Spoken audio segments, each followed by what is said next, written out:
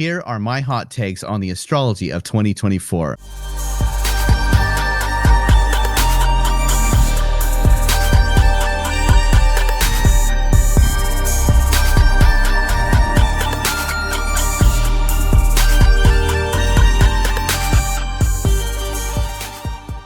Hello, everyone. My name is Eden Maybon of Light Cycle Astrology. I practice traditional Hellenistic astrology. Today, I'm going to give you my hot takes on this year's astrological highlights. Everyone's talking about the astrology of 2024 right now and some of the year's key aspects and planetary ingresses. And I think it's valuable to get multiple perspectives on this. So today I'm going to give you mine. Before we get into it, don't forget to like, share, subscribe, hit notifications so you don't miss any videos. Leave some comments in the comment section as that really helps the channel to grow. And you can always visit me at lightcycleastrology.com if you want to find out about readings that I offer there. Okay, well, let's get right into it. The astrology for 2024. First, I'm going to give you my synopsis on the overall impression that I get of the year ahead here. So this is a big year for Mars and Jupiter. Mars takes 2 years to go around the zodiac. This means every other year, Mars will make aspects to planets from one side of the zodiac, and then the following year make aspects from the other side of the zodiac. Now, depending on where planets are bunched up or if they are spread out, Mars will have fewer or greater contacts in any given year. But this year, Mars is doing just about everything and everybody. In January, Mars enters exaltation and oracular indication all on its own that speaks to Mars' archetypal things being lifted up high this year. Then Mars will proceed to make conjunctions to every single planet in the sky, an occurrence that usually doesn't happen all in 1 year. Mars doesn't usually make conjunctions to every single planet in a year, but because the planets are all bunched up on one half of the zodiac this year, and Mars is starting out the year at the back of the pack, he does. Mars conjoins Mercury, January 28, Pluto, February 13, Venus, February 21st, Saturn, April 10th, Neptune, April 28th, Uranus, July 14, and Jupiter on August 13. Also, this year features a Mars retrograde in Cancer, the sign of Mars's depression or fall, which is also a rare event.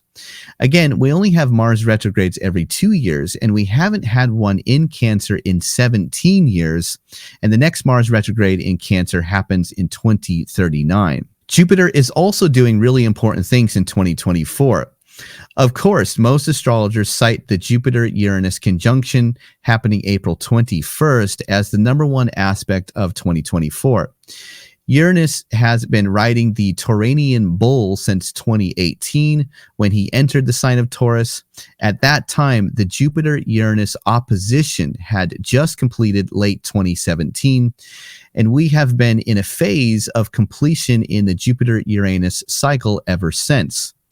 This conjunction between Jupiter and Uranus represents the birth of a new cycle between the two planets, just as we would think of new moon symbolism here. The last cycle began in the sign of Aries 14 years ago. So in essence, you might think of us having been already experiencing this new cycle energy since Jupiter entered Taurus last May until now. From that standpoint, 2024 features the culmination of this new cycle energy when the two planets come together in April, especially given that Jupiter makes his annual sign change into Gemini just 35 days later.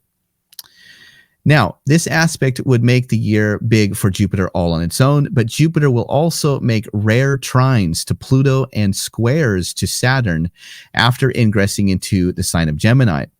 Jupiter only makes trines to Pluto roughly every 4 years and makes squares to Saturn roughly every 11 years. These trines and squares are what define 2024 and set it apart from other years.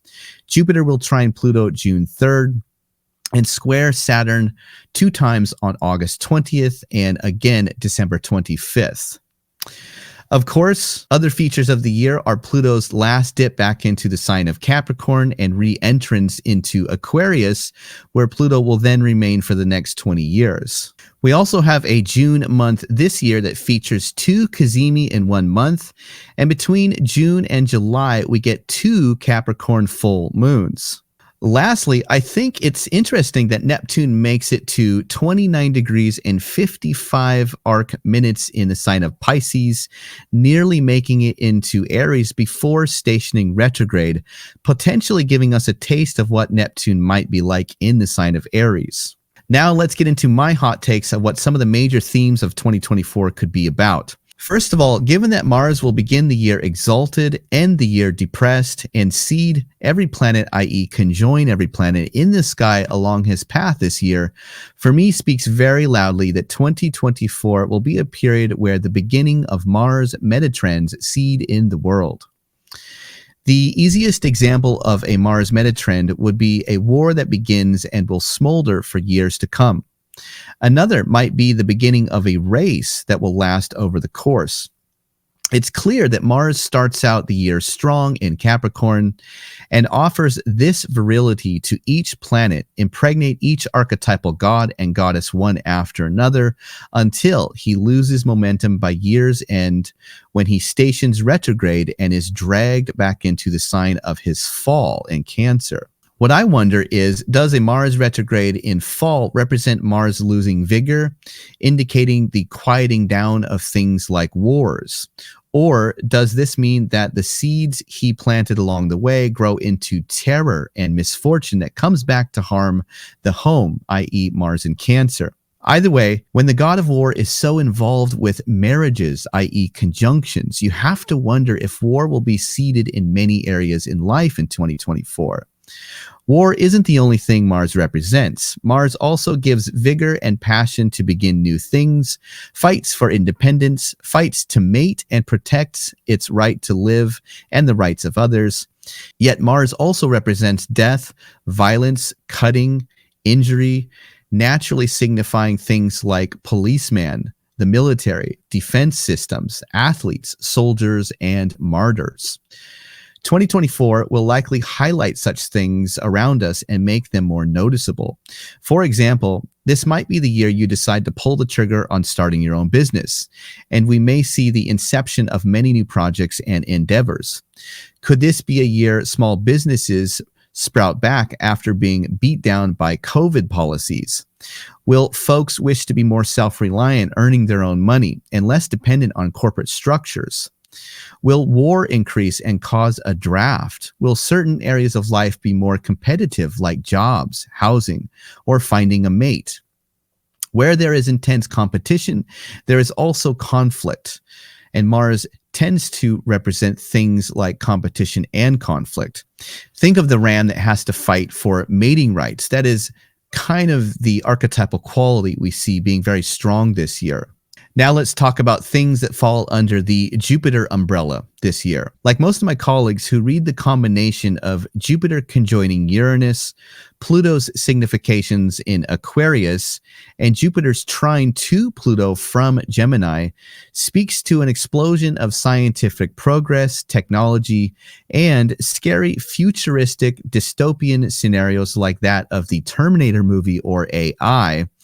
I too think we are entering a period of extreme accelerated societal advancement and revolution. But let me offer my reasons why I think that is. The Jupiter-Uranian conjunction. Everyone is postulating what this might be like. I would argue that we have already been experiencing this since Jupiter joined Uranus in Taurus last May. The co-presence of the two archetypal gods in the same sign have already given rise to the nature of their presence together, so we only have to imagine similar experiences like the ones we've been having since mid-2023 that perhaps intensify. For example, unprecedented changes in court decisions regarding a woman's reproductive rights and the revolutions associated with them fit Jupiter co-present with Uranus and Taurus quite well. Jupiter associated with courts, Uranus associated with unprecedented paradigm shifts, because Uranus was the first planet humans ever discovered and which changed our understanding of the size of the solar system overnight. And we have Taurus, a sign ruled by Venus, where the moon is exalted, planets connected to feminine sexuality, women, mothers, and pregnancy. Or how about the rise of shocking elements in society, such as the British show Naked Attraction that was first aired during Jupiter's co-presence with Uranus and Taurus? Or are we getting closer to the day when people own artificial intelligent companion dolls instead of live mates? That day is ripe and coming. This period also gave us the actors and writers strikes in the entertainment industry.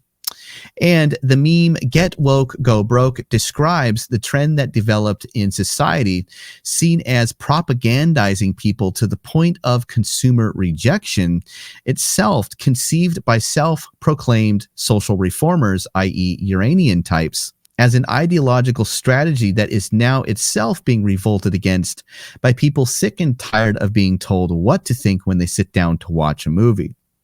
Of course, we attribute the unprecedented innovation in the field of AI like ChatGPT that is already generating content and deepfakes. Even Chris Brennan used AI to summarize his trend analysis for the astrology of 2024. We've seen massive food cost inflation followed by the apparent staving off of inflation. Not sure I believe that part. And we are likely to be hit by another round of this.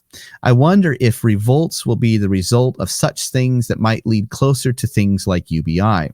Like most of my colleagues, I believe the series of Jupiter conjoining Uranus, Jupiter ingressing into Gemini, Pluto re-entering Aquarius, and the two planets looking on one another by trine fuels the themes of societal acceleration in many areas. For example, Jupiter in a Mercury-ruled sign will no doubt see the growth or abundance of all things Mercury-related.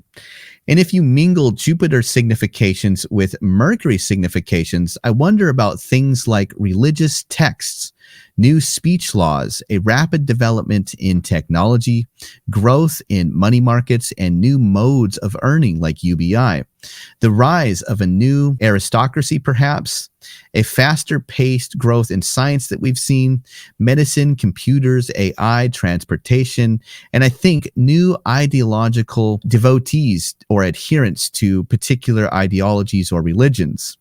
These are all promoted by the trine Jupiter makes to Pluto from Gemini.